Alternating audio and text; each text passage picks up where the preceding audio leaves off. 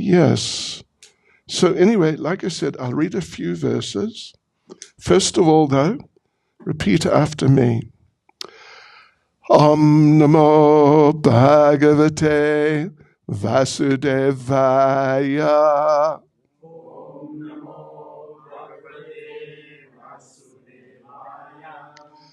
Om Namo Bhagavate Vasudevaya.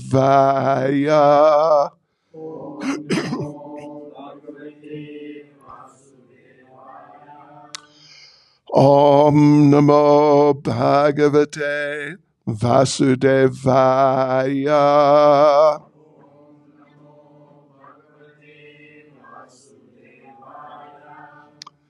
Yes, right. So, Ambarish Maharaj offended by Devasa Muni.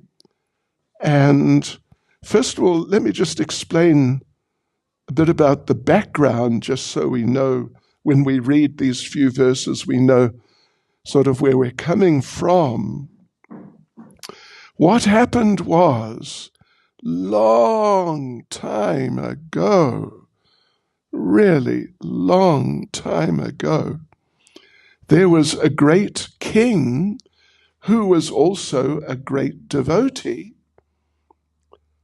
and he had decided, in order to benefit the citizens, and in those days, generally speaking, the kingdom was not just, some area like South Africa or England or India or part of India, but the kingdom was actually the planet. So he was really a big king of the whole planet, Maharaj Ambarish. But at the same time, he was a very great devotee. It's an interesting point. A person can be, and there's so many examples of someone who is, you could say, very successful in just ordinary everyday terms, but they're also very great devotees. Being a devotee doesn't have to mean, you live in a very austere type of situation. Not at all. I mean, it all depends, of course, but even today, just here in South Africa, we have many devotees who are business people, and, we have a few, not many, but a few actuarial scientists. Do you know what an actuarial scientist is? You have to be like a genius or something like that. One of our devotees, actually a disciple of mine, is the head of the actuarial department in Sanlam Bank.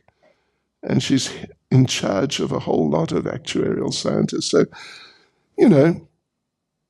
it's an interesting point that if one knows how to conduct oneself nicely, spiritually and materially, one can be extremely successful in worldly terms and extremely successful spiritually. It's a fact. Even Prabhupada, we could say, is an example of that he started spreading the Krishna consciousness movement at the age of 70, and he left this world when he was about 80 or 81. And just in that time, 10 or 11 years, he had developed a movement, an organization, which had 108 temples, and most of them were owned, and some of them were really just extraordinary places, beautiful, magnificent places. So anyway, Maharaj Ambarish was a big king, very important and powerful person, extremely wealthy. But he was also very great devotee, like topmost devotee, not just a nice devotee, but really topmost devotee. So he decided then to perform a particular type of fast. And when I say fast, I don't mean, as often happens now, we fast on Tuesday for Hanuman. Means we don't eat meat on Tuesday. At least down in Durban, that's kind of common. I fast on Tuesday for Hanuman. Oh, yes. Doesn't mean you don't eat anything, which is what fast really means. But we don't eat meat on Tuesday. But anyway, he decided to do a special Ekadasi fast. Ekadasi, well, Ekadasi means 11 or 11th, and today, 11th day of the moon, both waning, going down to like no moon, and waxing, coming up to full moon. So today happens to be Ekadasi, actually. So we fast, not completely, some devotees do actually, but otherwise the great majority, and what Prabhupada personally used to do, is that we don't eat grains, no rice, no dals, no wheat, things like rotis and that sort of thing, no corn. Yes, so he decided to do such a fast, but on a much greater scale, like for a couple of weeks, to benefit the citizens. And there were just millions and billions, perhaps, of them. So for their benefit, not for his own benefit. You know, when we fast, when we do this, as we're generally doing, we're not eating grains on Ekadasi, we get benefit, spiritual benefit ourselves. Right, so anyway, he was doing it for the sake of the citizens. But the thing was that he had to finish the fast on the Dwadasi. Dwadasi means, or Dwadas means 12. Dwa, 2, and das means 10. And Ekadasi, Ekadas, 1 plus 10 is 11. So the 11th day of the moon. And Dwadasi, the second day of the moon, he was going to break the fast, but he had to do it according to the sort of strict, very strict rules and regulations. He had to break the fast, in other words, eat something like regular food or regular prasadam, within a certain time frame. It's usually like tomorrow. I don't know, actually, I didn't look to see, but normally you're meant to break the fast, ideally, break the Ekadasi, between about 6 and about 9 or 10. It varies. So anyway, there was a certain window of time he was meant to break the fast. Otherwise, if he didn't break it within that time, the benefit for the citizens would not be so great at all. Yeah. So there he was. The time was approaching, and he was getting ready to eat something, when who should arrive on the scene but Durvasa Muni? And I don't know if you've heard of Durvasa Muni. He's a very famous like a sage, a mystic, a yogi. He's not really so much of a devotee, but no, he's knowledgeable and he has some like magical powers. So he's a mystic. He arrived on the scene. And the rule is that when a guest comes, you have to attend to them. And you have to offer them, first of all, a place to sit. You've all got a place to sit. Guests, that's good. Then you're meant to, well, first of all, actually, you're meant to offer some sweet words. Then you offer a place to sit. Then you offer some water. Then you offer something to eat. This is very traditional, proper etiquette, you could say, for welcoming a guest. So, and if you're going to eat as Maharaj Ambarish was about to eat, you can't. You don't eat before the guest. You wait till the guest is eaten, then you eat. Because, well, you may know the term, there's a term, how does it go? Atiti Bhava Deva, or something like that. Devo. Atiti Bhavo Devaha. Okay, thank you. He's our Hindi expert here. Which means atiti. Atiti, well, titi in this context means a guest that you're expecting. He made an arrangement, he's coming and he comes. He's a titi. He's like a scheduled guest.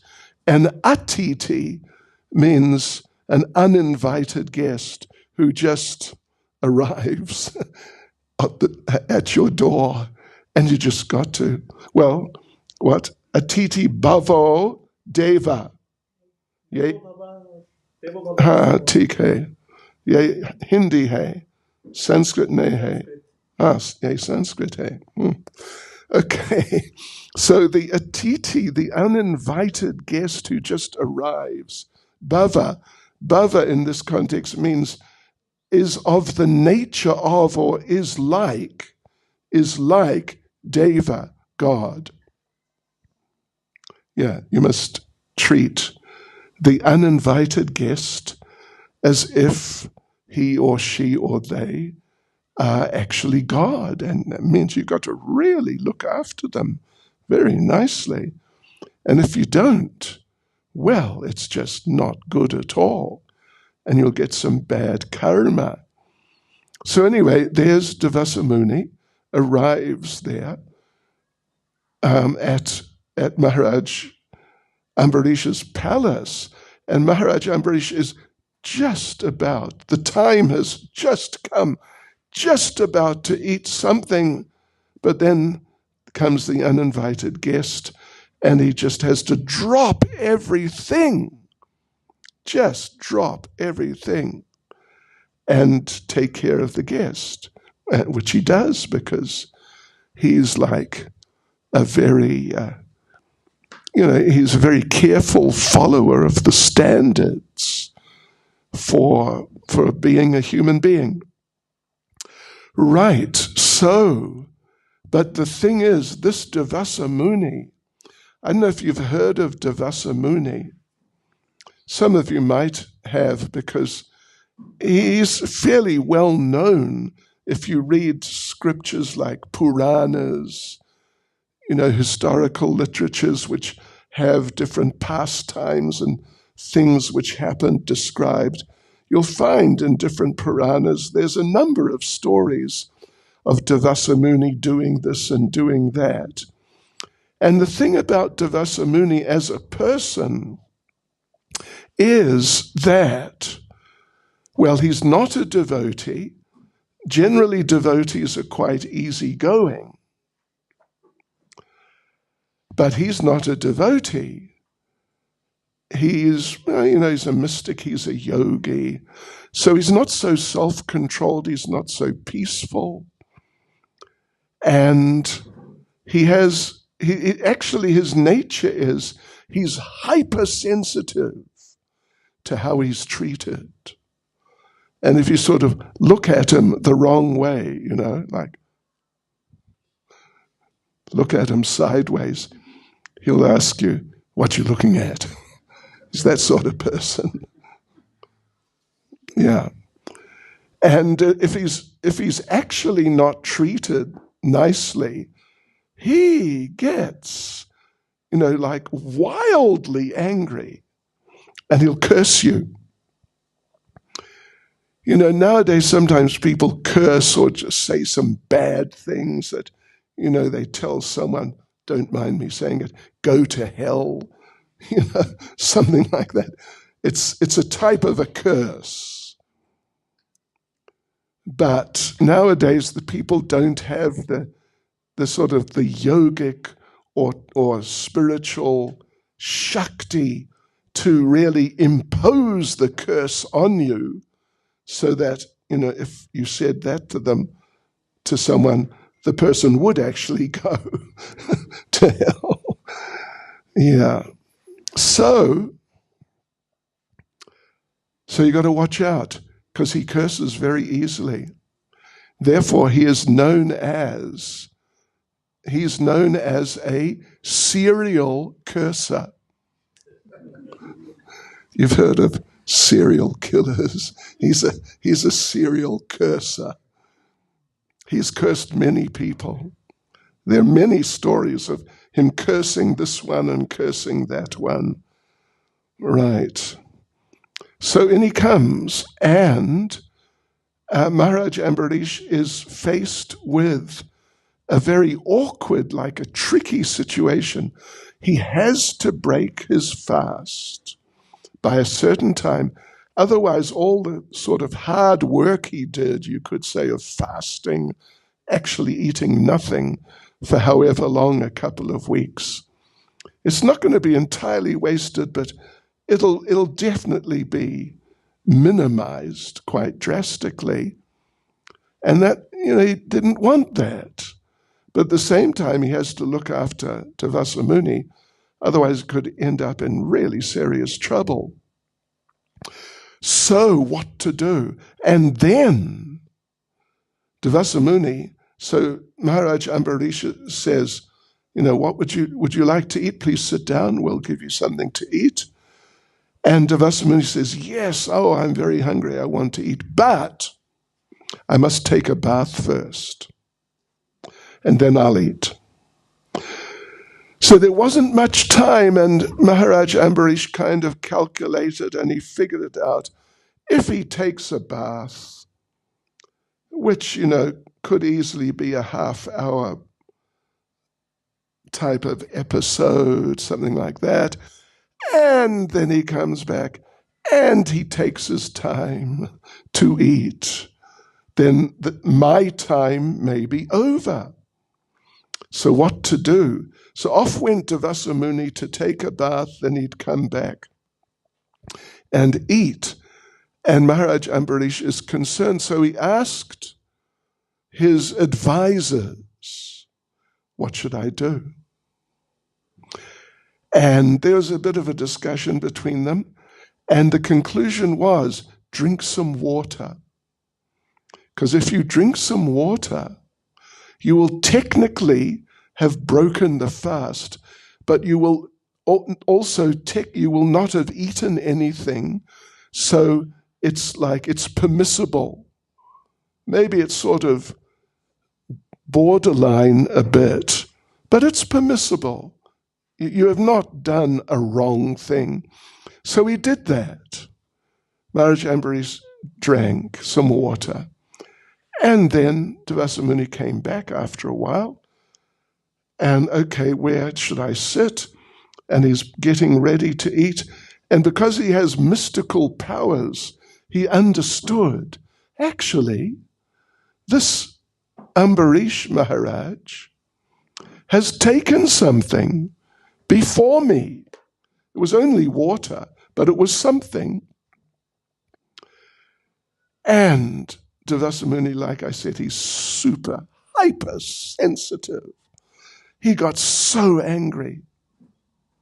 He just got so totally angry. He didn't exactly curse Maharaj Ambarish. What he did was take a hair out of his head, throw it on the ground, and out from it came like a magical demon, real horrible, mystical, magical creature, who then turned and attacked Maharaj Ambarish to kill him. Because Devasa Muni, his idea was, in this case, you eat something before me, you must die. How's that? Imagine today if someone grabs something off your plate and eats it. Like, well, today's a courtesy, but if it wasn't, maybe someone steals a samosa off your plate, the last one, and you can't get another one today. Then what do you think? Curse him to die? Good idea?